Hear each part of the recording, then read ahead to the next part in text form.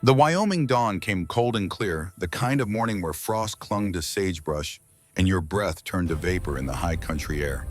Riley Morgan had been awake for an hour already, moving through the darkness with the practiced silence her grandfather had drilled into her since she was 10 years old. She was 28 now. Gunny Dan had been gone for 6 years, but every morning she woke at 0500 she felt him watching. The ranch house sat alone in the Medicine Bow Mountains, 15 miles from the nearest paved road. Her grandmother still lived there, still awoke before dawn to make coffee strong enough to strip paint. Riley had driven up from Camp Lejeune on a week's leave, needing the space, needing the silence, needing to remember who she was before the Marine Corps tried to tell her. Now she stood at the edge of the eastern pasture, her grandfather's rifle cradled in her arms like a sleeping child. The M1 Garand, Korean War vintage, 1952. Gunny Dan had carried it at the Chosin Reservoir when he was 17 years old and stupid brave. He'd killed 11 Chinese soldiers with it in a single frozen night, saving his entire squad from an ambush they never saw coming. He'd cleaned it every Sunday for 60 years after that. Never fired it again in anger, only in practice and teaching, in passing down something more valuable than the weapon itself: patience. Riley settled into position behind the shooting bench Gunny had built from railroad ties and 2x6s. 600 yards downrange, prairie dogs were starting to emerge from their burrows, oblivious to the death that could reach them from over a third of a mile away. She chambered around.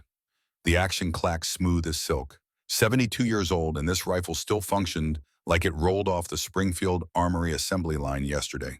Through the iron sights, no scope, Gunny never believed in scopes for training, she found her first target. A fat prairie dog, standing sentinel on a dirt mound, watching the sunrise like he owned the whole damn state. Riley breathed. 4 seconds in, 7 seconds hold, 8 seconds out. Her grandfather's voice echoed in memory. Patience beats speed every time, little hawk. The shot's already there. You just gotta wait for the universe to line up right. She waited. The prairie dog turned, presenting a perfect profile. Riley squeezed the trigger between heartbeats. The Garand barked. The recoil punched her shoulder like an old friend saying hello. 600 yards away, the prairie dog ceased to exist. Riley chambered another round, found another target, repeated the process. 5 shots, 5 prairie dogs. The morning sun climbed higher and the mountain air carried the smell of cordite down the valley. She was lining up her 6th shot when her cell phone buzzed in her jacket pocket. Riley ignored it. She squeezed the trigger. Another prairie dog learned about consequences. The phone buzzed again, then started actually ringing, which nobody did anymore, unless it was an emergency or her grandmother calling to say breakfast was ready. Riley cleared the rifle, made it safe, and pulled out her phone. Unknown number. Virginia area code. She almost declined it, but something instinct training her grandfather's ghost whispering in her ear made her answer. Corporal Morgan. Her voice came out flat professional, the way the Marine Corps had taught her to answer phones when you didn't know who was calling. Corporal Riley Morgan? A man's voice. Older, with the kind of authority that came from 30 years of telling people what to do and having them do it without question. Speaking. This is Colonel Vance Jasock. You need to be at Fort Bragg by 1400 hours today. This is not a request. Riley checked her watch. 0542. Fort Bragg was 2,000 miles away. Even if she left right now, she'd barely make it. Sir, I'm on approved leave. Your leave is canceled. Pack your kit, dress uniform, bring your rifle. A pause, then the colonel's voice dropped half an octave. Commander Hendricks specifically requested you by name, Corporal. If you want to know why your grandfather died, you'll be on that plane. The line went dead. Riley stood there in the Wyoming morning, holding her dead grandfather's rifle while the world tilted sideways and rearranged itself into something she didn't recognize. Commander Hendricks. Jack Hendricks. Call sign Frost. She'd met him exactly once at Gunny Dan's funeral 6 years ago. He'd stood in the back wearing his dress whites, a Navy SEAL commander, surrounded by Marines looking like he'd aged 10 years in 10 minutes. After the service, he'd approached her, shaken her hand, and said exactly 7 words. Your grandfather was the finest man I knew. Then he'd walked away, climbed into a black sedan, and disappeared from her life. Until now. Riley looked down at the rifle in her hands, at the worn stock where her grandfather's hands had gripped it for 70 years, at the serial number stamped into the receiver 3247689. If you want to know why your grandfather died. The official report said hunting accident. Daniel Morgan, 83, former Master Gunnery Sergeant, United States Marine Corps. Found dead in the Montana wilderness with a rifle malfunction. Tragic. Unfortunate. These things happen to old men who refuse to admit they're old. But Riley had seen that rifle. She'd examined it at the funeral home when nobody was looking. The malfunction was bullshit. Somebody had sabotaged the firing pin, made it look accidental, and counted on the local sheriff being too lazy or too stupid to investigate further. She tried to tell people, the Marines, the FBI, anybody who'd listen. Nobody listened to a 22-year-old corporal with a conspiracy theory about her dead grandfather. So she'd buried it, buried him, carried the weight of knowing he'd been murdered and not being able to do a damn thing about it. Until now. Riley pulled out her phone and called her grandmother. "Breakfast is ready," the old woman answered without preamble. "Eggs are getting cold." "Graham, I have to go. Something came up." A long silence. Then, "This about your grandfather." Riley closed her eyes. Her grandmother knew, had always known. They'd never talked about it directly, but the knowing sat between them like a third person at every meal. "Yeah, then you go. You go and you finish it." Her grandmother's voice cracked the first time Riley had heard that happen in 6 years. "He spent his last 3 years teaching you everything he knew. Every shot, every skill, every story. You know why, Graham? Because he knew this day was coming. He knew somebody would finally come asking, and he made sure you'd be ready." A pause, then the steel came back into the old woman's voice. "So you get on that plane. You do what needs doing, and you come back when it's done. I love you, Graham." "I know, baby. He knows too. Now go make him proud." Fort Bragg looked exactly like every other military base Riley had ever seen, flat-hot organized in a grid pattern that made perfect sense if you'd been in the military for 20 years, and no sense at all if you hadn't. She caught a hop on a C-130 out of Cheyenne, spent 4 hours listening to the hydraulic scream of the cargo bay, and arrived at Pope Army Airfield with exactly 12 minutes to spare. A staff sergeant in ACUs met her at the flight line, checked her ID, and drove her to a nondescript building on the edge of the base that had no markings, no windows on the ground floor, and a level of security usually reserved for nuclear launch codes. They took her phone, her smartwatch, her rifle, which hurt more than anything else.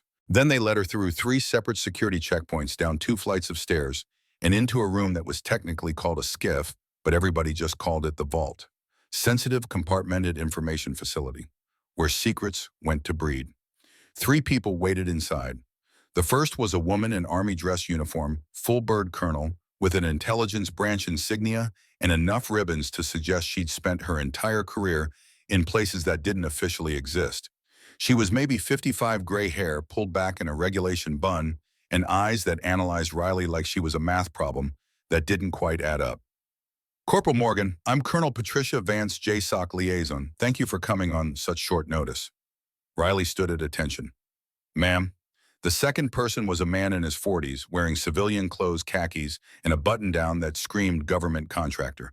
He had a tablet in his hands and the kind of face that disappeared in crowds. "CIA Deputy Director Walsh," Vance said, not bothering with the first name. "He'll be observing." Walsh nodded but didn't speak. The third person made Riley's heart skip. He stood in the corner, arms crossed, wearing jeans and a flannel shirt that looked like it came from the same era as her grandfather's rifle. He was maybe 58, 6 feet tall, lean as a whip, with gray hair buzzed military short, and a face that had seen every bad thing the world had to offer and decided to keep looking anyway. His eyes were the coldest blue Riley had ever seen, like looking into a glacier. "Commander Jack Hendricks," Vance said, "retired SEAL Team 6, currently serving as a consultant for—" "We know each other," Hendricks said. His voice sounded like gravel in a cement mixer. "She's Dan Morgan's granddaughter, the one he spent his last 3 years training." He looked at Riley and something passed between them. Recognition, understanding. The acknowledgement that they both belonged to a club nobody wanted to join. People who knew Daniel Morgan hadn't died in a goddamn hunting accident. "Sit," Vance said, gesturing to a chair. Riley sat. The others remained standing, which was a power play older than the Marine Corps itself. Vance touched the tablet on the conference table. A wall screen flickered to life, showing satellite imagery of desert terrain. Rocky hills, scattered vegetation, a few dirt roads cutting through nothing to nowhere. "Northern Syria," Vance said, 20 clicks south of the Turkish border. 4 days ago, Commander Hendricks went missing in this area while conducting private security consultation for the State Department." The screen changed, showing a closer view. A small compound, maybe 6 buildings surrounded by a wall that wouldn't stop a determined teenager. "Last communication was 84 hours ago, a single encrypted transmission." Vance touched the tablet again. A voice filled the room, Hendricks' voice, but younger from a recording, secure Raven 9, Dawn. Then static. That's all we've got, Walsh said, speaking for the first time. His voice was pure East Coast bureaucrat. No follow-up, no response to queries. Satellite thermal shows the compound was abandoned 6 hours after that transmission. Riley looked at the real Hendricks still standing in the corner. Sir, if you're missing, why are you here? Hendricks smiled, and it wasn't a nice expression. Because that recording is from 4 days ago. I made it back yesterday. Barely. The screen changed again, showing photos that made Riley's stomach clench. Hendricks or someone who looked like him, tied to a chair in a concrete room. Beaten. Bloody. But alive. 3 contractors grabbed me off a desert highway. Hendricks said, his voice flat as a frozen lake. Professional snatch and grab. They had intel on my movements, my vehicle, my route. Somebody fed them information. He pushed off from the wall, moved to the table, and leaned forward on his knuckles like a boxer waiting for the bell. They held me for 48 hours, asked questions about an operation from 1984, asked what I knew about Soviet gold, asked what Dan Morgan told me before he died. Riley felt ice water replace the blood in her veins. They let you go, she asked. They tried to kill me. I disagreed. Hendricks straightened up, and Riley saw the way he moved stiff on the left side, probably broken ribs. I made it to the Turkish border, called in an extraction, and spent the last 24 hours trying to figure out who the hell sold me out. Vance cleared her throat. Which brings us why you're here, Corporal. The screen changed one more time. A photo of her grandfather. Not the old man she remembered from his funeral, but younger, maybe 48, wearing Marine combat utilities and standing in front of a shot-up building with smoke rising in the background. Beirut, 1983, Vanna said. Your grandfather was part of a Marine security detachment when the barracks bombing killed 241 Americans. He saved 17 people that day, including a young Navy hospital corpsman named Raymond Sullivan. Another photo appeared, a young man, early 20s, with a baby face and terrified eyes, being carried on Gunny Dan's back through rubble and fire. Sullivan went on to become a Navy SEAL, served with Commander Hendricks for 35 years.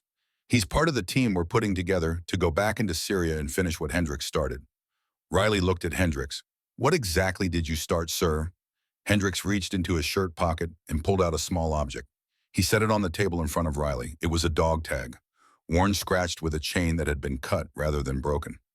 Riley picked it up, read the stamped information. Morgan Daniel R. 585773847, USMCO POS. The world went very quiet. I found that 3 clicks from where they grabbed me, Hendricks said softly. Hanging from a tree branch, like somebody wanted me to see it. Like somebody was sending a message.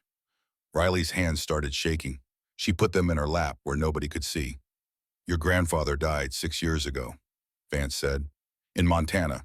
Hunting accident. But Commander Hendricks has reason to believe that's not the whole story. It's not a story at all, Hendricks said. It's a cover-up. Your grandfather was investigating something called Operation Raven. Soviet gold looted from Afghanistan in the 1980s. 12 tons of it hidden in caves along the Syrian border. Worth about $720 million at today's prices. He looked at Riley with those glacier eyes. Dan found out who stole it, found out where it was hidden, and they killed him to keep him quiet. Made it look like an accident. Made it look like an old man who didn't know when to quit. The ice water in Riley's veins turned to fire. Who? The word came out somewhere between a whisper and a growl. That's what we're going to find out, Hendricks said. That's why I requested you specifically. Your grandfather left something for you, a message. He knew if I went looking, they'd come for me too. And when they did, I'd need someone I could trust. Someone he trained. Someone who shoots like he did. Hendricks pulled out an envelope from his other pocket, sealed, with Riley's name written on it in her grandfather's handwriting. He gave this to me 3 years before he died. Said if anything happened to him, and if I went into Syria, I should bring you this letter and his granddaughter. Riley took the envelope with shaking hands. The paper was yellowed, the ink faded. She broke the seal and pulled out a single photograph and a handwritten note. The photo showed her grandfather and Hendricks younger, standing in front of a cave entrance in rocky terrain. Both men wore civilian clothes but carried military weapons. Both were smiling, but the smiles had edges. The note was 3 sentences. Riley trusts no one but Frost. Complete the mission, finish what I started. Gunny Dan. Riley looked up at Hendricks. What mission? Find the gold. Find who killed your grandfather and make them pay for every life they've destroyed covering this up. Walsh spoke up from his corner. There's more. The investigation into Operation Raven suggests 17 people have died over the last 40 years protecting this secret. Accidents, suicides, combat deaths that don't quite add up. He pulled out a printed list, slid it across the table. Riley scanned the names. Most she didn't recognize. But 3/4 down the list, Morgan Daniel R., 2018, hunting accident, Montana. Her vision blurred. She blinked hard, forced the tears back down where they came from. Your grandfather was victim number 14, Hendricks said quietly. I was supposed to be number 18. Question is, are you willing to help me find who's running this conspiracy and shut it down permanently? Riley looked at the photo of her grandfather, at his smile, at the way he stood confident, capable, comfortable with violence when necessary. She'd spent her whole childhood trying to be like him, trying to shoot like him, move like him, think like him. And for 6 years, she'd carried the weight of knowing he was murdered and not being able to do anything about it. Not anymore. When do we leave? Riley asked. They gave her 6 hours to prepare. The gear room looked like every other gear room she'd seen: concrete floors, metal shelves, and enough weapons to start a small war. A staff sergeant with a lazy eye and a Fort Bragg patch handed her a duffel and pointed to a corner. Build your kit. Anything you need, we got. Anything you don't see, ask. Riley started with the basics. Plate carrier, level 4 ceramic plates, IFAC medical kit, 3 liters of water in a hydration bladder, 4 MREs, 100 feet of 550 cord, headlamp, compass, map case, GPS unit that looked like the case more than her truck, then the weapons. Her primary sniper rifle had already been selected, M40A5, the Marine Corps Scout sniper workhorse. It sat on a table like an altar offering. Riley picked it up, felt the weight, checked the action. .308 Winchester, 25-inch stainless steel barrel threaded for suppression. Schmidt and Bender scope 5 to 25 magnification. This rifle could reach out and touch someone at 1,000 yards like tapping them on the shoulder. She mounted the scope, torqued the rings to spec, and spent 20 minutes getting the eye relief perfect. Then she dry-fired 50 times, feeling the trigger break, learning where the restart was, building muscle memory. Ammunition came next. 12 boxes of Federal Gold Medal Match 168 grain boat tail hollow point.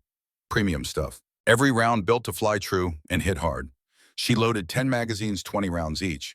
200 rounds total. If she needed more than that, she was already dead. Sidearm Glock 19 Gen 5 9mm 15-round magazines. Simple, reliable, boring. She loaded 3 mags, chambered a round, made it safe, and holstered it on her right hip. Knife KA bar USMC standard issue. 7 inches of carbon steel that had been killing people efficiently since 1942. She strapped it to her left calf.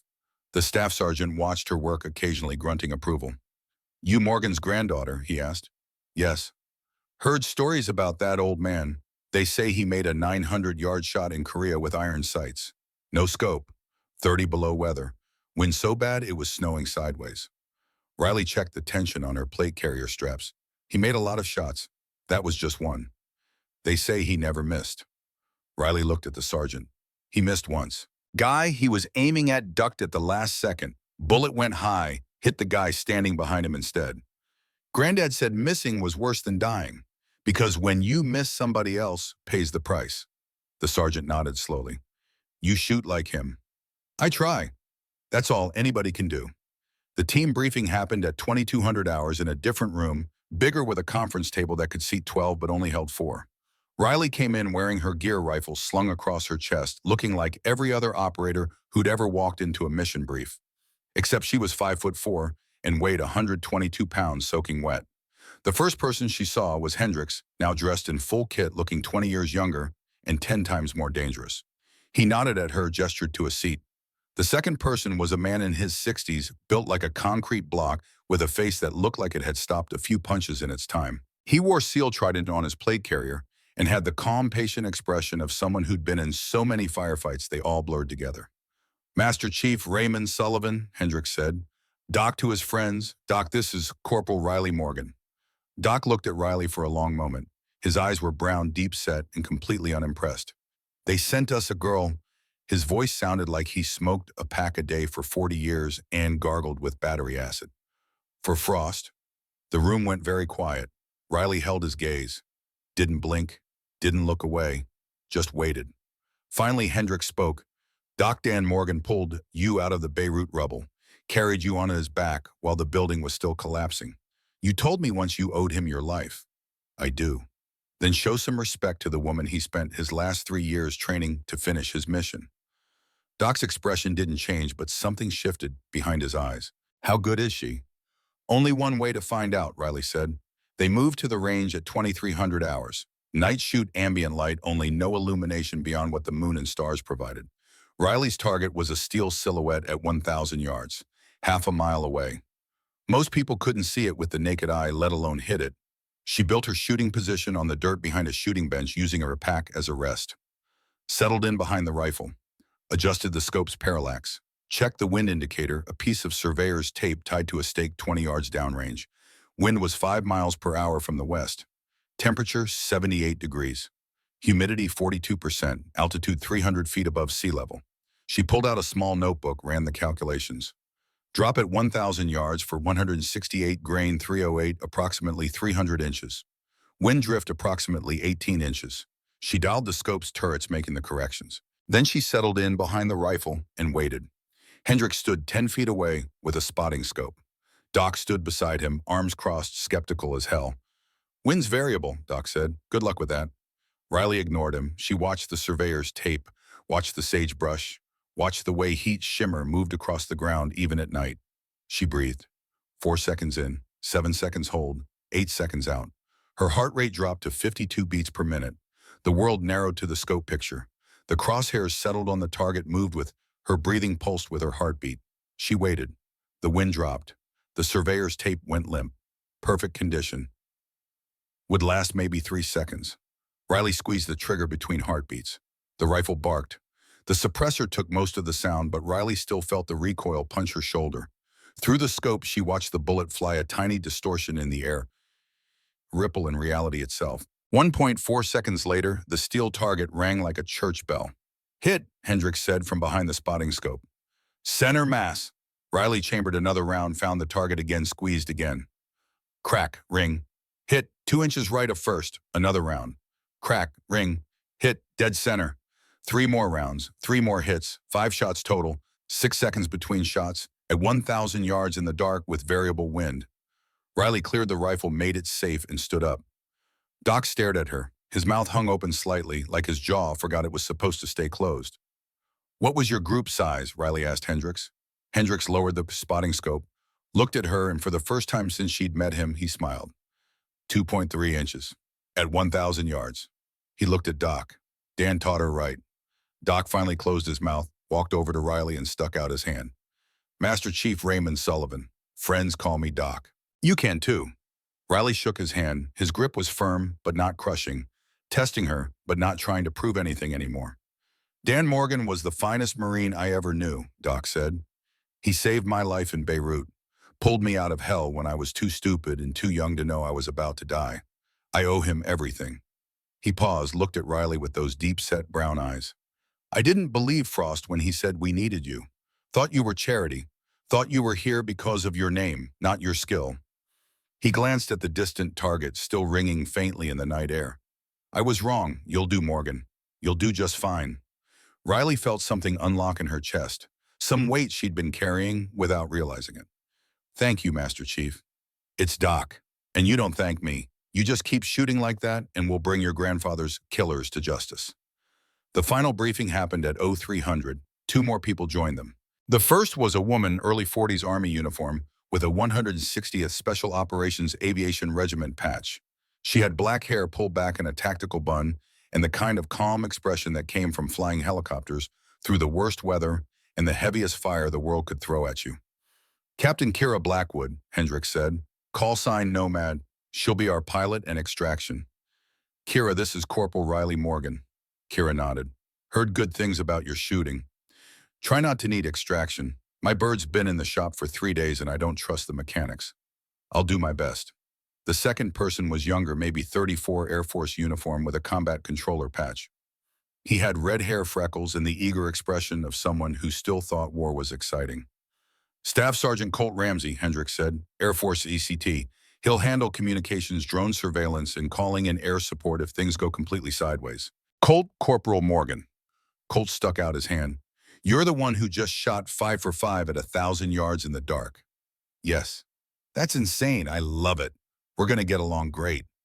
Riley shook his hand and immediately pegged him as the type who talked too much when he was nervous, which meant he'd be talking non-stop during the entire operation. Hendricks called them to attention. They gathered around the table while he pulled up the satellite imagery on a wall screen.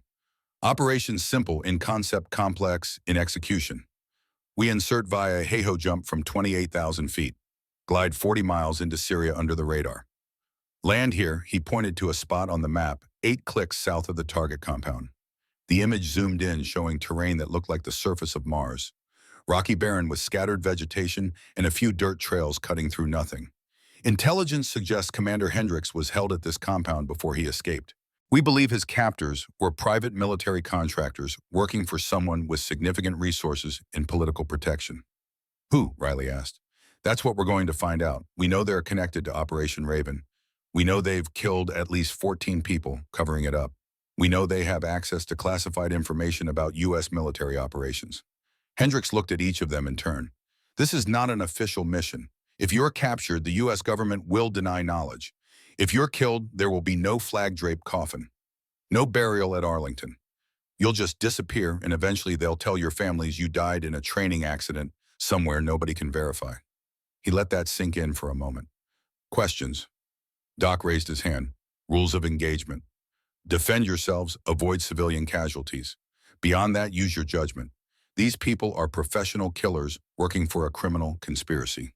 Treat them accordingly. Colt raised his hand. What's our extraction window? 48 hours from insertion. If we're not at the primary LZ, Nomad will check the secondary. If we're not there either, she leaves and you walk to Turkey. It's 87 miles. Bring good boots. Riley raised her hand. What exactly are we looking for at the compound? Hendricks pulled out a folded piece of paper, opened it, and smoothed it on the table. It was a hand-drawn map, old and faded with notes written in cramped handwriting.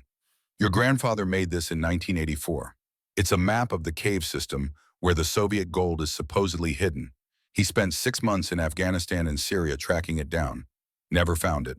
But he got close enough that someone's decided he knew too much. Riley leaned closer, studying the map. The handwriting was definitely her grandfather's. She'd seen it on enough birthday cards and letters during her childhood. He left this with me for safekeeping, Hendricks said.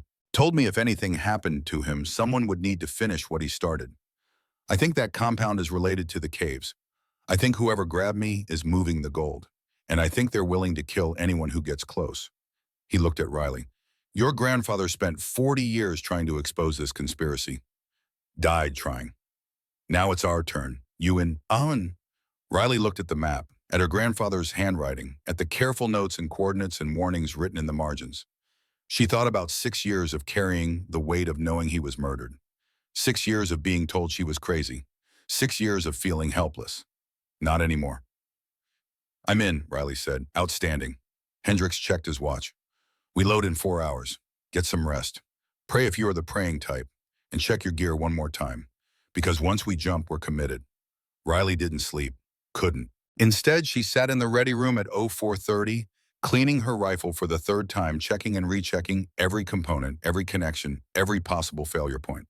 Doc found her there at 0500, also unable to sleep, also checking his gear. They sat in silence for a while, the comfortable silence of people who understood that sometimes talking just made things worse. Finally, Doc spoke. You know what Dan said to me in Beirut, when he was carrying me out of that building and the whole thing was coming down around us? Riley looked up from her rifle. What? He said, stop screaming, kid. You're making my ears ring. Doc smiled a real smile that reached his eyes. I was 22, had a sucking chest wound, was sure I was going to die, and this crusty old Marine, he was 48 but looked 70, was making jokes while the world exploded. Doc leaned back in his chair, stared at the ceiling.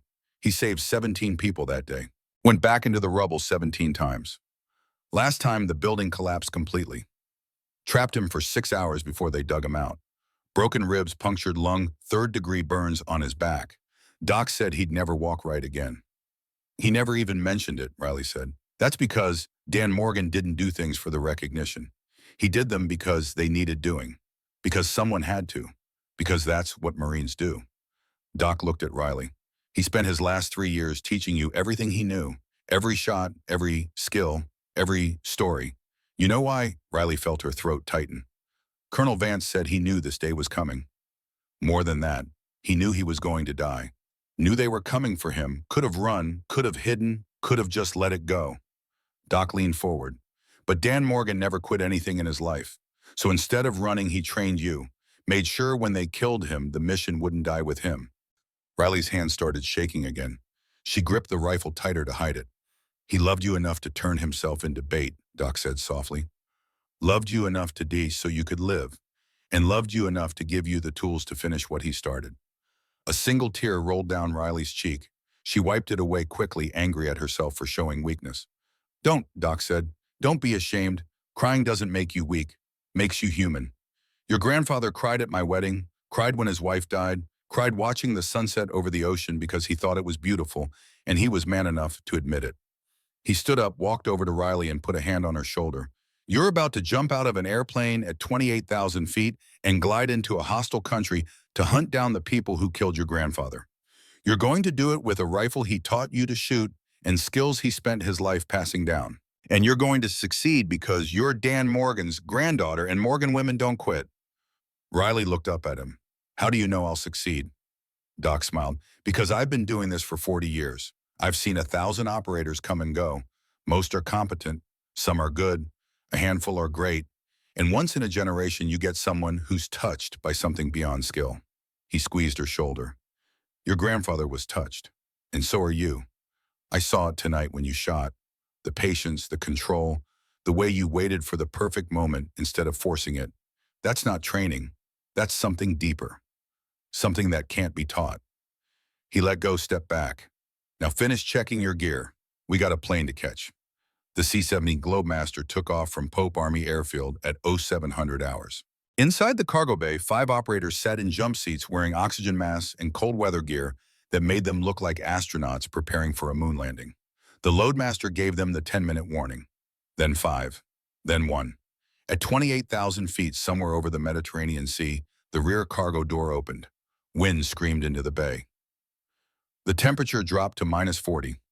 Riley's oxygen mask fogged, then cleared, then fogged again.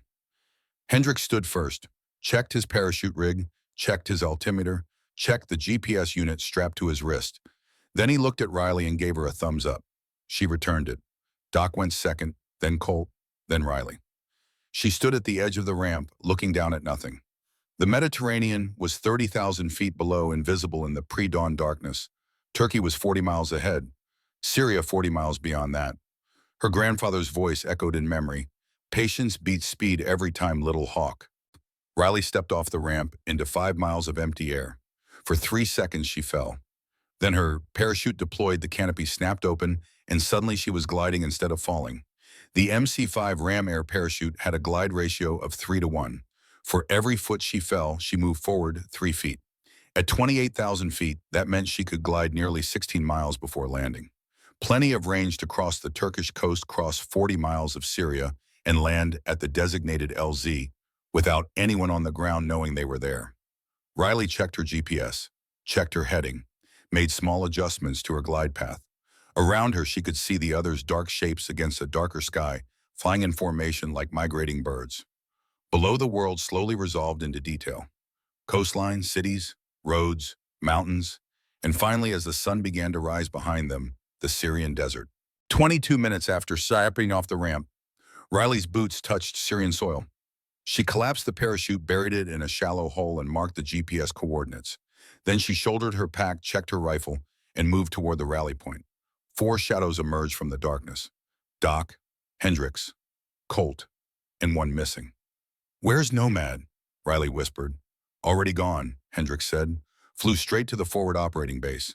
She'll be standing by for extraction. He pulled out a tablet, checked their position against the planned route. 8 clicks to the compound, 4 hours at tactical pace. Sunrise in 90 minutes. We need to be in position before the sun comes up. He looked at each of them. From this point forward, we're in hostile territory. Anyone we meet is probably hostile. Anyone who sees us definitely becomes hostile. Weapons tight unless I give the order. Any questions? No one spoke. Outstanding. Doc, you're on point. Riley, you're slack. I'll take center. Colt, your rear security. Stay alert. Stay quiet. And if things go bad, remember your training. They moved out in a tactical column, walking through the Syrian night like ghosts who'd forgotten they were dead. The Syrian desert tasted like copper and diesel fuel. Riley moved through the pre-dawn darkness, her boots finding purchase on loose rock and hard-packed sand, her eyes adjusting to the gradual shift from black to gray as the sun prepared to announce itself over the eastern horizon. Doc Sullivan moved like water ahead of her, 63 years old, and the man flowed across terrain that would have broken younger operators. He read the ground like Riley read wind, instinctively, constantly making micro-adjustments that kept them in dead ground and shadow. They covered the first 4 kilometers in 90 minutes. The terrain rose gradually, transitioning from flat desert to rolling hills, studded with rock formations that looked like ancient gods had played dice and left the pieces where they fell. Hendricks called a halt at a wadi, a dry riverbed cut into the landscape by water that hadn't flowed in decades. They took cover in the depression, catching their breath, hydrating, checking equipment. After 30 seconds, Hendricks gestured Riley forward. She low-crawled the 10 meters, staying below the rim of the wadi. Hendricks pointed at the tablet screen. Compounds 3 clicks northeast. We'll approach from the west, use this ridgeline for cover. Riley, I want you on overwatch. Find a position with good visibility and range. You'll be our eyes and our insurance policy. He zoomed in on the satellite image showing a rocky prominence that overlooked the compound from 900 meters. That's your position? Get there, get set up, and glass the area. If this goes loud, you start dropping targets. Prioritize heavy weapons first, then leadership, then targets of opportunity. Riley studied the image, memorizing terrain features. What's Doc and Colt's job? We're doing a close approach. See what we can learn. See if Frost's intelligence about the compound is accurate. Doc's voice was gravelly whisper. You're Overwatch and Guardian Angel. We're the bait. I don't like using you as bait. Doc smiled, teeth white in the darkness. Kid, I've been bait more times than you've been alive. I'm good at it. They split into 2 elements. Riley broke left, heading for the high ground, while the others continued toward the compound on a lower approach vector. The ridgeline was a brutal climb. Loose rocks, steep incline, no cover. Riley moved slowly, testing each handhold, making sure she didn't dislodge rocks that would clatter down and announce her presence. 38 minutes after leaving the wadi, Riley reached the ridgeline. She bellied up to a rock formation that provided natural concealment and good elevation and began building her shooting position. She settled in behind her rifle and looked through the scope at the compound below. The structure looked abandoned at first glance. 6 buildings arranged in a rough square surrounded by a stone wall. 2 vehicles parked in the center courtyard, Toyota Land Cruisers. Riley glassed the area methodically. Left to right, near to far. Movement, southeast corner. A man in civilian clothes carrying an AK-47. Not abandoned, occupied. Riley keyed her radio twice. The signal for enemy present. 3 clicks came back from Hendricks. Acknowledged. Riley continued her scan. Found 2 more guards, both armed, both moving with professional precision. 12 contractors visible. Probably more inside. Through the scope, Riley could see details. Modern rifles, encrypted radios, private military contractors. She ranged the compound. 847 meters. Well within her effective range. Doc's voice crackled in her earpiece. Hawk Ghost, we're in position. 300 meters south. Can you see the main entrance? See? Riley shifted her scope. Affirmative. 2 guards at entrance, both armed. Copy, we're holding position. Keep us updated on patrol patterns. Riley settled in for the long watch. 40 minutes passed. The sun climbed higher. Temperature pushed past 90 degrees. Then Riley saw something that made her blood freeze. A new vehicle approached from the north. Black SUV, armor-plated windows tinted dark. It stopped at the compound entrance. Guards snapped to attention. The entrance gates swung open. A man emerged from the passenger side. Mid-40s, Caucasian, athletic build, wearing khakis and a polo shirt. But the way he moved spoke of military training. Riley zoomed in, studying his face. She photographed him with the scope's integrated camera system. Ghost Hawk, new arrival. Male 40s, appears to be in charge. Copy, can you identify? Negative, running facial recognition now. Colt's voice joined the conversation. 3 minutes passed, then Colt's voice came back tight with tension. Hawk Ghost, facial recognition hit. Subject is Michael Caldwell, former CIA field officer, son of Marcus Caldwell, deceased former CIA deputy director. Riley felt something cold settle in her stomach. What's his connection to Operation Raven? Marcus Caldwell was CIA station chief in Afghanistan 1984 to 1987, oversaw covert operations against Soviet forces. And his son's here, Hendricks said slowly. That's not a coincidence. Doc's voice. Ghost, I'm seeing activity at the north side. Looks like they're loading something into a truck. Riley swung her scope around. 4 contractors were carrying wooden crates from a building to a truck bed. The way they moved suggested the crates were heavy. Colt, can you get overhead imagery? Wait one. Launching Puma. 30 seconds later, Puma's up, sending imagery to your tablets. Riley pulled out her tablet. The thermal image showed multiple heat signatures in the truck bed. Metal objects. Ghost Hawk, those crates could be gold. Thermal signature is consistent with metal. Long pause. Then Hendricks, how much are they loading? 6 crates visible. Each one takes 2 men to carry. The loading operation took 20 minutes. When finished, the truck drove north, disappearing into rocky hills. Ghost trucks heading north. Do we follow? Negative. We need to know what's still. Hendricks stopped mid-sentence. Riley felt it at the same moment. A pressure change. A sense of wrongness. Then the world exploded. The compound detonated in a fireball that rose 300 feet into the morning sky. The shockwave hit Riley 2 seconds later, picking her up and throwing her backward 15 feet. She tumbled down the ridge, slamming into rocks, losing her rifle, the world turning into chaos. She hit something solid and stopped moving. For several seconds, Riley couldn't hear anything except ringing, couldn't see anything except white spots, couldn't think. Then sensation returned. Pain. Her ribs, left side. Breathing felt like stabbing. Cracked ribs, maybe 3. Blood running down her forehead, head wound bleeding like hell. Rifle. Where was her rifle? Riley pushed herself up and looked around. There, 20 feet upslope. The M48-5 lay wedged between rocks. The scope was cracked. The chair was bent, but the rifle looked intact. She crawled to it, retrieved the weapon, checked the action. Still functional. The scope was destroyed, but backup iron sights were intact. She looked at the compound. Gone. Completely obliterated. Buildings collapsed. Fires burning. No movement. Riley keyed her radio with shaking hands. Ghost Hawk. Compound destroyed. What's your status? Static. Ghost Hawk Colt anyone. Radio check. More static. Then a burst of noise that might have been a voice. Riley tried to stand. Made it to one knee before dizziness forced her back down. Concussion. Definitely concussion. She pulled out her first aid kit, found quick clot gauze, pressed it against her forehead wound, wrapped a pressure bandage around her head. Next the ribs. She wrapped elastic bandage tight around her torso. Ibuprofen, 800 milligrams. Swallowed dry. Riley checked her gear. Plate carrier intact. Glock still holstered. Rifle damaged but functional. Ammunition 147 rounds. Water 1 liter. Radio working but no response. She was alone. Injured. In hostile territory. Her grandfather's voice. Pain is temporary. Mission failure is permanent. Riley forced herself to stand and started moving toward where she'd last seen Doc and Hendricks. 300 meters of rocky terrain. Every step sent lightning through her ribs. Every breath tasted like copper. She kept moving, found the rock formation where they'd been hiding, found scattered gear, a helmet lying on its side. Found Colt first. He was 40 feet from the rocks face down. Riley dropped beside him, checked for a pulse. There. Weak but present. She rolled him over carefully. Shrapnel wounds, left leg and shoulder, blood soaking his uniform, unconscious but breathing. Riley pulled out her medical kit, tourniquet on the leg, pressure dressing on the shoulder. Quick clot in both wounds, IV line in his right arm. Colt's eyes fluttered open. What happened?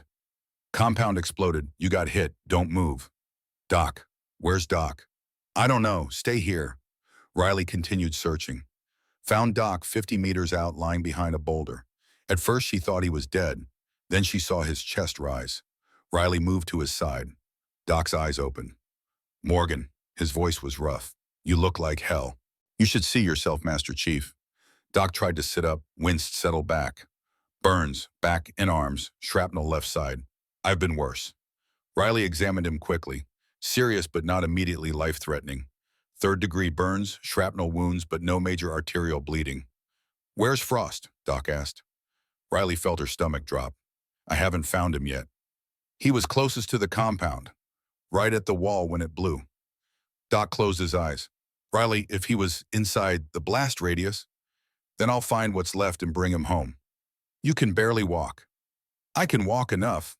Doc opened his eyes, studied her. You got a concussion, cracked ribs. You're bleeding through your bandage, and you're going back toward that compound alone. That's the mission. Something changed in Doc's expression. Respect. Dan raised you right. Go. I'll hold here with Colt. Got my rifle. Anyone comes looking, I'll make them regret it. Riley nodded and immediately regretted it as the world spun. Riley, Doc's voice stopped her.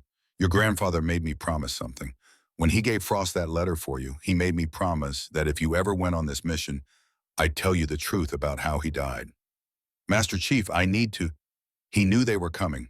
3 months before Montana. Knew they'd found him. Knew they'd kill him. Doc's voice was steady despite his injuries. He could have run, could have hidden, but he chose Montana deliberately. Isolated area, no civilians. Drew them away from you and your grandmother. The world seemed to stop. He went there to die on his terms, Doc continued. Fought them hand to hand at 83 years old. Killed 2 before they got him. Left evidence hidden in places only Frost knew to look. Your grandfather's last mission wasn't trying to stay alive. It was making sure you had everything you needed to finish what he started. Riley felt tears burning. Refused to let them fall.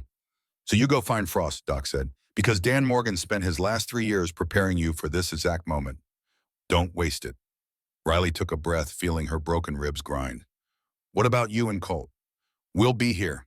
You got 6 hours before Nomad's first extraction window. Find Frost, get the intel, come back. We'll all go home together. And if I don't come back, Doc smiled, teeth red with blood, then I'll tell your grandmother you died finishing what Dan started. She'll be proud, just like I am. Riley nodded once, turned and walked toward the ruins. Every step was agony. Every breath felt like drowning. Her vision kept graying out. She kept walking. The compound was worse up close. Total devastation. Twisted metal. Shattered stone. The smell of burnt plastic and flesh. Riley moved through the rubble, carefully checking every shadow. She found 3 bodies, contractors torn apart. Nothing to identify them. No sign of Hendricks. Riley continued searching, working in a grid pattern. The morning sun climbed higher.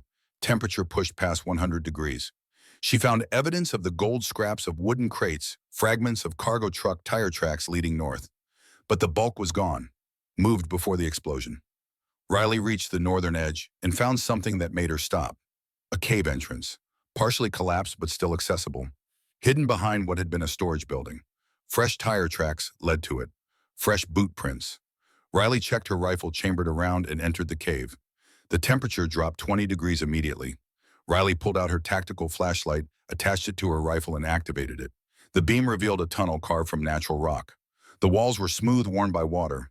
The floor showed recent disturbance, footprints, drag marks, evidence of heavy objects being moved. Riley moved deeper. The tunnel branched. She took the right fork, following the freshest tracks. 50 meters in, she found a small chamber. Evidence of occupation, MRE wrappers, medical supplies, a sleeping bag, empty water bottles. Someone had been living here. Riley saw something else. A metal ammunition box partially hidden under debris. She pulled it out. The box was heavy, locked, but the lock was old, rusted. Riley used her knife to break it open. Inside, wrapped in waterproof plastic, was a field journal. Riley opened it carefully. The first page made her breath catch. Field journal. Daniel R. Morgan, Master Gunnery Sergeant, USMC, 1984 to 2018. Her grandfather's journal. His actual field notes from Operation Raven. Riley flipped through pages with shaking hands. Detailed notes, coordinates, names, dates, maps, photographs. 34 years of investigation. She found an entry from October 2018, 1 month before his death. They know I found the cave system. They know I have proof. Called Frost today. Told him if anything happens to me, give Riley the letter and the map. She's ready. She doesn't know it yet, but she's ready. I've taught her everything I can. The rest she'll learn when she needs to. Montana trip planned for November. Isolated area, good defensive terrain. If they come, I'll take as many as I can. If they don't, I'll have a nice week of hunting. Either way, I'm at peace. This is the last mission. Riley finishes it. She's Morgan blood. She won't quit. Semper Fi. Riley felt something break inside her chest. Not her ribs, something deeper. Her grandfather hadn't died. He'd been murdered. Deliberately, after spending 34 years trying to expose a conspiracy, and he'd spent his last 3 years preparing her to finish what he started. Riley closed the journal, wrapped it in plastic, secured it in her pack. Evidence. Proof. She continued deeper into the cave, following the tunnel as it wound through the mountain. The air grew colder, damper. The walls showed signs of recent excavation tool marks, explosives damage. The tunnel opened into a larger chamber. Riley's flashlight couldn't reach the far walls. And there in the center, illuminated by her light, she saw Commander Jack Hendricks. He was alive, sitting against a rock, hands bound behind him, with zip ties, blood crusting his face. But his eyes were open, alert, watching her. "Took you long enough," Hendricks said. "Thought maybe you got tired of waiting and went home." Riley felt relief crash over her. "Sir, are you injured?" "Concussion. Probable broken ribs. They caught me right before the blast dragged me down here. Figured I knew too much to kill outright." He smiled. "They didn't count on you surviving." Riley moved to him, cutting the zip ties. "How many?" "4 contractors. They left me here, went to secure something in the deeper caves. They'll be back, probably in the next 10 minutes. Riley helped Hendricks to his feet. He moved stiffly but steadily. "Doc and Colt. Alive, injured but stable, 300 meters southeast of the compound." "Outstanding. Then we need to move. But first," Hendricks gestured deeper into the cave, "you need to see what they've been hiding." They moved together through the darkness until the tunnel opened into a chamber so large Riley's flashlight couldn't find the ceiling. And there, stacked on wooden pallets arranged in neat rows, were gold bars. Hundreds of them, maybe thousands. Each bar stamped with Cyrillic lettering and Soviet insignia. Riley did the math quickly. $720 million. "Your grandfather found this in '84, Hendricks said quietly. "Took photographs, documented coordinates. Then he tried to report it. 3 days later, someone tried to kill him in Afghanistan. He realized the conspiracy went high, so he went underground. Spent the next 34 years trying to expose them." Riley swept her light across the gold. "Who did steal it?" "That's the question, isn't it?" A new voice echoed through the chamber. Riley spun, bringing her rifle up. Her flashlight beam found him. Michael Caldwell standing in the tunnel entrance. He held an M4 aimed in their general direction. 4 contractors flanked him. Weapons raised, night vision goggles on. "Lower the rifle, Corporal Morgan. You're impressive, but you're not that impressive. 4 trained contractors in night vision versus 1 injured Marine with a flashlight. Do the math." Riley didn't lower her rifle. Through her iron sights, she aimed center mass on Caldwell. "I know what you're thinking," Caldwell continued. "Take the shot, kill me, maybe get 1 or 2 contractors before they light you up." Very heroic, very stupid. Dan Morgan didn't raise stupid grandchildren. "You knew my grandfather." "I knew of him. My father knew him personally. In fact, your grandfather is the reason my father spent the last years of his life looking over his shoulder." Caldwell moved closer. "Marcus Caldwell, CIA Deputy Director, died in 2019 of a heart attack that was definitely natural." The pieces clicked. "Your father stole the gold." "My father secured the gold. There's a difference. When the Soviets evacuated Afghanistan in 1980, they left behind assets. My father made sure those assets didn't fall into the wrong hands. He stole it for himself. He redirected it to fund operations that Congress wouldn't authorize. Black operations that kept America safe. Your grandfather didn't understand that. He thought everything should be official, legal." Caldwell's voice dripped contempt. "Your grandfather was a Boy Scout in a world that rewards pirates." Riley's finger tightened on the trigger. Hendricks' hand touched her arm gently. "Easy, not yet." Caldwell smiled. "This isn't about right and wrong. This is about reality. The gold funds operations. Operations save lives, American lives. That's the only equation that matters." "What operations?" Riley asked. "Eliminations, regime changes, the messy work that keeps Americans safe." Caldwell gestured at the gold. "This cave funded operations over 40 years, including your grandfather. He had evidence. If he'd gone public, it would have destroyed careers, ended operations, gotten people killed. So you killed him instead." "Montana was his choice. He went to ground in the middle of nowhere and forced our hand. He fought well, killed 2 contractors. Your grandfather died a warrior." Riley felt something cold settle in her chest. "What happens now?" "Now you and Commander Hendricks walk out. You forget what you saw. Everyone lives. And if we don't forget," Caldwell's expression didn't change, "then you join your grandfather and 14 others. Riley looked at Hendricks. The old SEAL's face was unreadable, but his eyes said waiting. Not surrendering. Never surrendering. I want to see your face when I pull this trigger, Riley said quietly. Caldwell laughed. You're exactly like your grandfather. He said almost exactly that before we shot him. Time slowed down. Riley felt her heartbeat, felt her breathing, felt the weight of her grandfather's journal in her pack and 34 years of investigation and 14 murdered people. She pulled the trigger.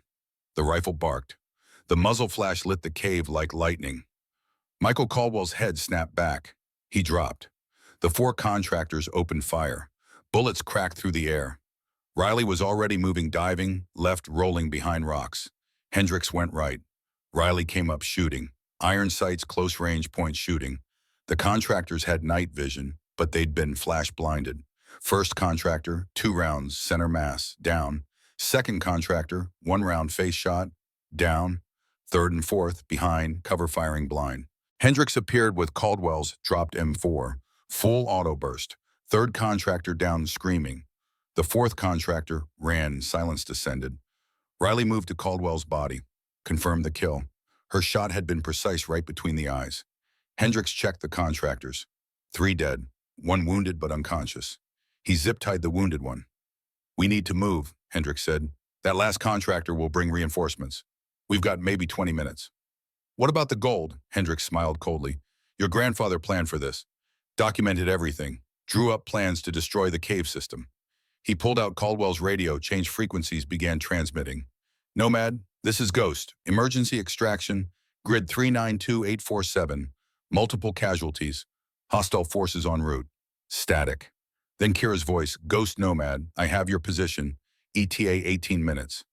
Copy. Be advised, hot LZ. I didn't join the Night Stalkers for boring flights. Nomad out. Hendricks looked at Riley. We've got 18 minutes to get topside, retrieve Doc and Colt, and make the extraction point. Can you run? Riley's ribs felt like knife practice. Her head pounded. Her vision kept graying out. I can run enough, she said. They moved.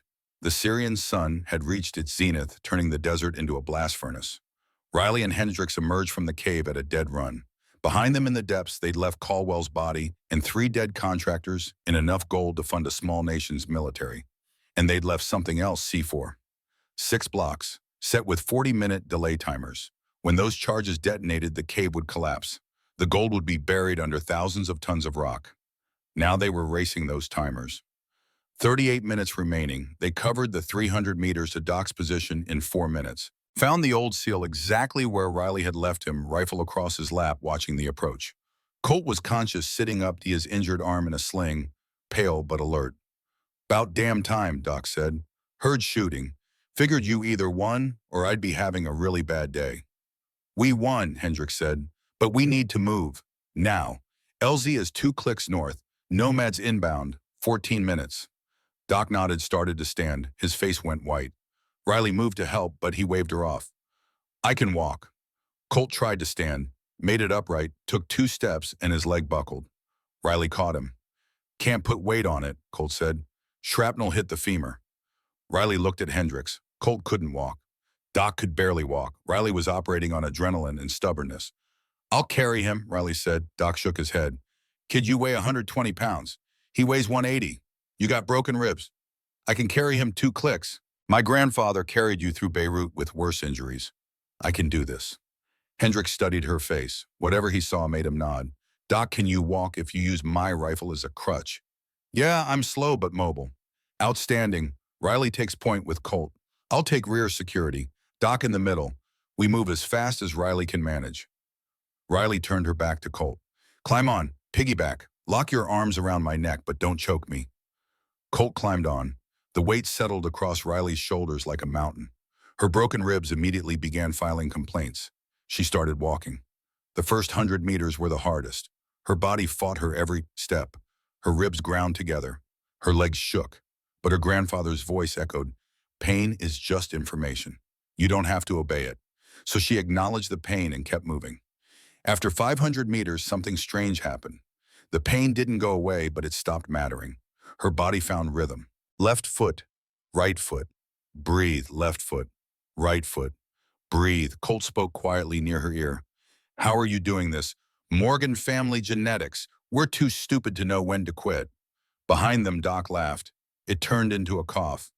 That's the truth. Dan Morgan once walked 15 miles with a broken ankle to make it to his own wedding. Riley smiled despite the pain. They covered another 500 meters.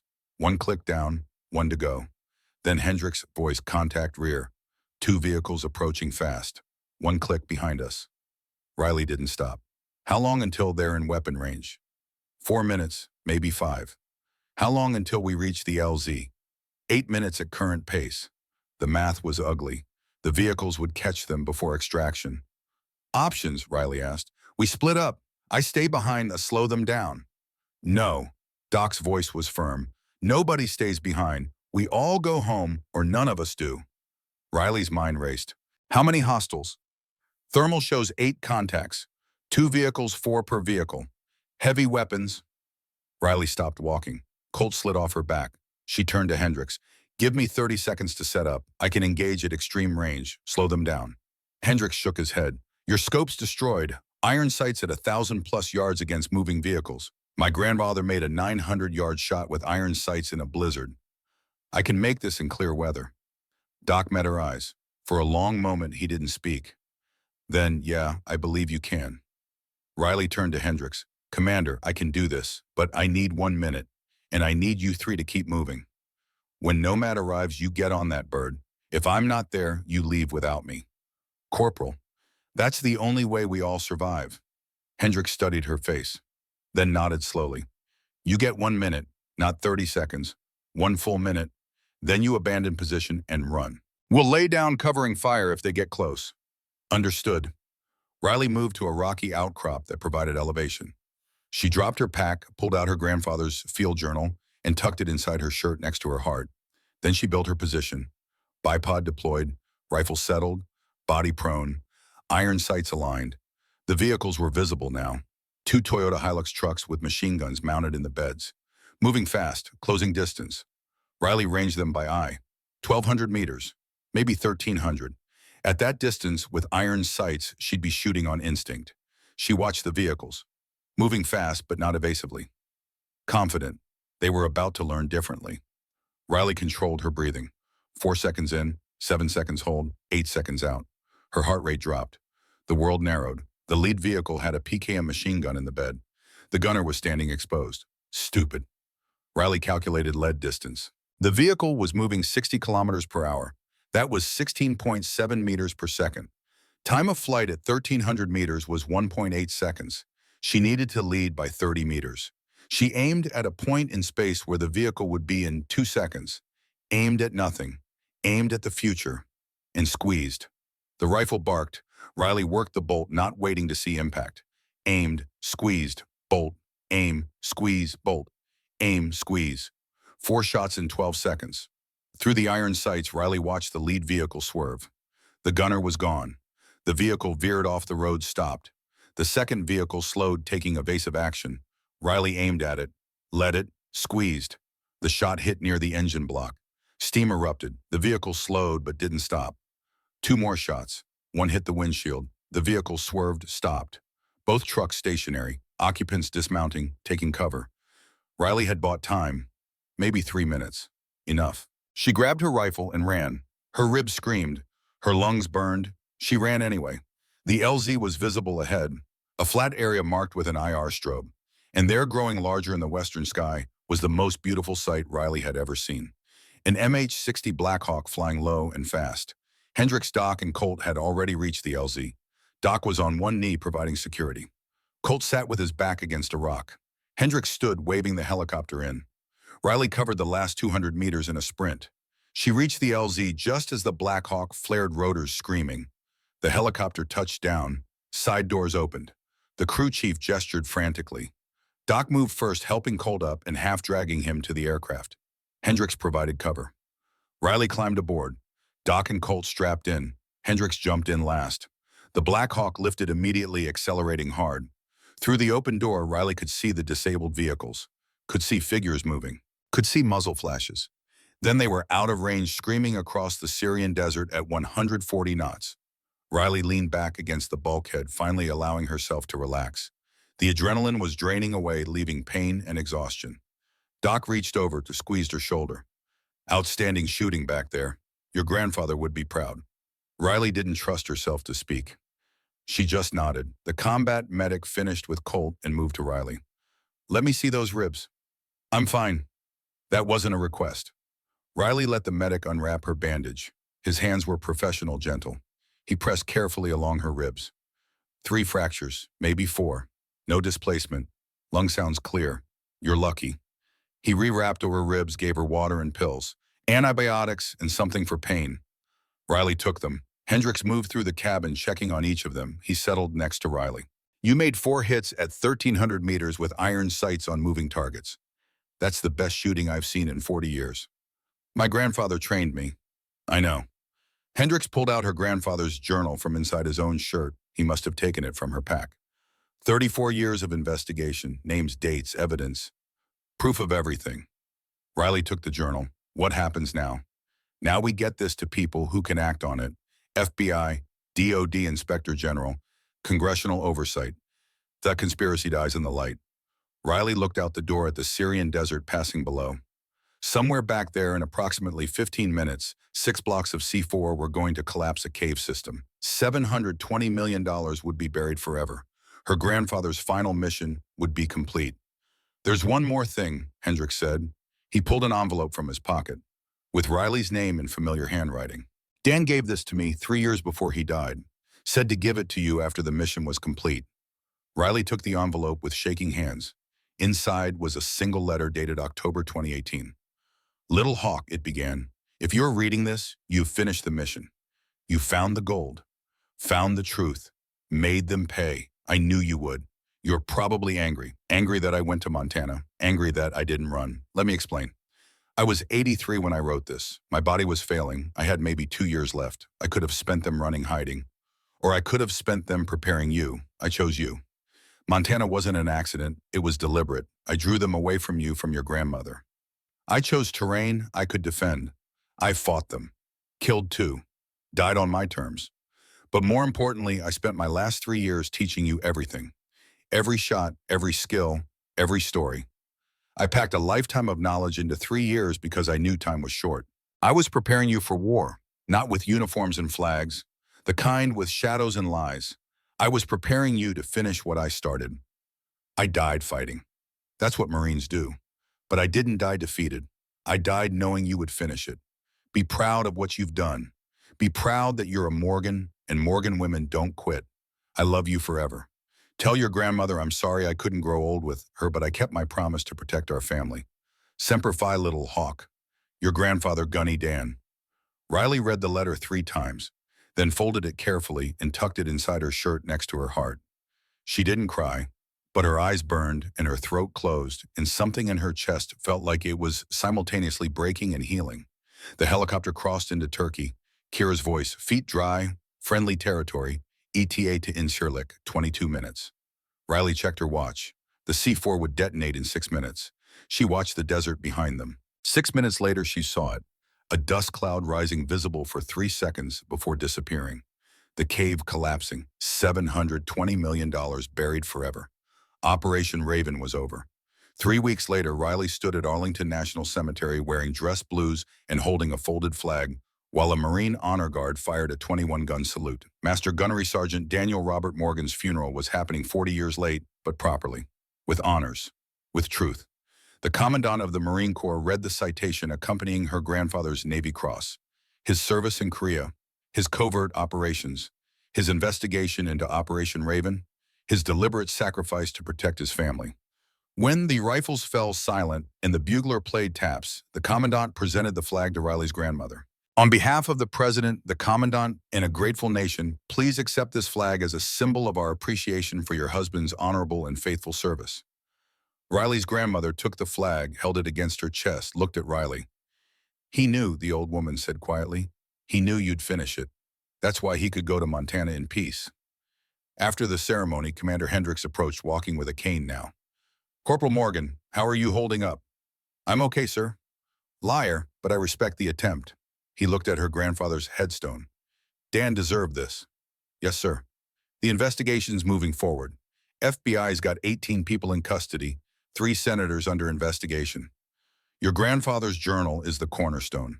Without it, they'd have nothing. Riley looked at him. Michael Caldwell. Dead in Syria, along with 4 contractors. Official story terrorist attack. Real story stays classified. And the gold. Buried under 10,000 tons of rock. Syrian government knows it's there. Recovery would cost more than it's worth, so it stays buried forever. Riley felt closure settle in her chest. What happens to me? She asked. Hendricks pulled out an envelope. Orders. You're being promoted to sergeant. New assignment, Marine Corps Scout Sniper School, Quantico. Chief instructor. Riley stared. Sir, I'm 28. I'm not qualified. The commandant disagrees. He thinks your grandfather trained you better than any course could. He thinks you've got something to pass on. Hendricks handed her the orders. You report in 3 weeks. You'll teach the next generation. Continue his legacy. Riley took the orders. I don't know if I can. Yes, you do. You carried a 180-pound man 2 kilometers with broken ribs. You made 4 hits at 1,300 meters with iron sights. You finished a mission your grandfather fought for 40 years. You can teach. After Hendricks left, Riley stood alone at her grandfather's grave. She thought about the cave in Syria, about the journal that exposed a conspiracy, about a mission that started before she was born and ended with her finger on a trigger. I finished it, Gunny, she said quietly, just like you asked. They're going to prison or they're dead. The gold's gone. The truth's out. Mission complete. The wind picked up, rustling through trees. I'm going to teach now. Pass on what you taught me. Make sure the next generation knows what it means to finish the mission. She touched the headstone. I love you. Thank you for everything. Thank you for 3 years. Thank you for Montana. Thank you for making sure I was ready. She paused. I hope I made you proud. The wind answered, and Riley could almost hear, you did, Little Hawk. You did. 6 months later, Riley stood on the firing line at Quantico watching 15 students prepare for qualification. 12 males, 3 females. All thinking they were hot shit. They were about to learn. The range was set for 1,000 yards. Standard qualification, 5 shots. After scores were tallied, Riley stepped to the firing line. I'm Sergeant Riley Morgan. I'll be your chief instructor.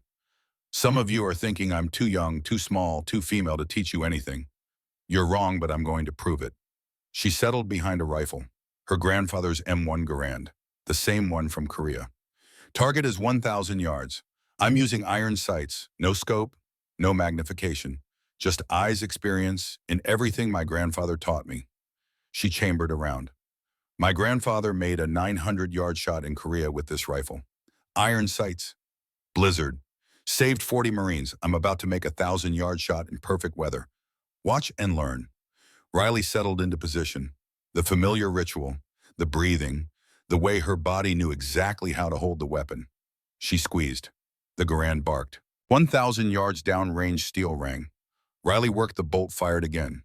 Ring, another, ring, another, ring, 5 shots in 18 seconds. 5 hits with iron sights. She stood cleared, the rifle turned to face her students. Their mouths hung open. That's the standard, not because I say so, but because that's what it takes to be a Marine Scout sniper. Excellence isn't optional. Questions? One student raised his hand. Sergeant Morgan, how long did it take you to learn to shoot like that? Riley thought about her grandfather, about 18 years of learning, about a mission in Syria that required every skill he'd taught her. 18 years and 1 mission. Next question. What mission? Riley smiled. That's classified. But I'll tell you this, everything I'm going to teach you I learned from my grandfather. Master Gunnery Sergeant Daniel Morgan, Korean War veteran. Best shot I ever knew. Best Marine I ever knew. He spent his life passing down knowledge. Now I'm doing the same. She gestured at the range. By the time you leave, you'll make shots you think are impossible now. You'll function when you're exhausted, injured, scared. You'll complete the mission even when everything goes wrong. Riley looked at each student. But more importantly, you'll understand that being a sniper isn't about shooting. It's about patience, discipline, finishing what you start, never quitting even when quitting would be easier. She picked up her grandfather's rifle. This weapon is 72 years old. Been to Korea, Syria, and 100 places between. It still shoots true because someone took care of it, someone respected it. Riley's voice dropped. That's what I'm teaching you. Not just how to shoot, but how to be someone worth teaching, someone who respects the legacy, Someone who'll pass it forward. She paused, looking at the three female students. Some of you will face people who doubt you. Prove them wrong, not with words. With performance. With excellence. That's what my grandfather taught me. That's what I'm teaching you. The class began, 12 weeks of intensive training, teaching them ballistics and patience, and that the mind quits before the body. 3 females started, 2 graduated. Both went on to successful careers. Both cited Sergeant Riley Morgan as why they didn't quit. 12 males started, 8 graduated. All learned that excellence had no gender.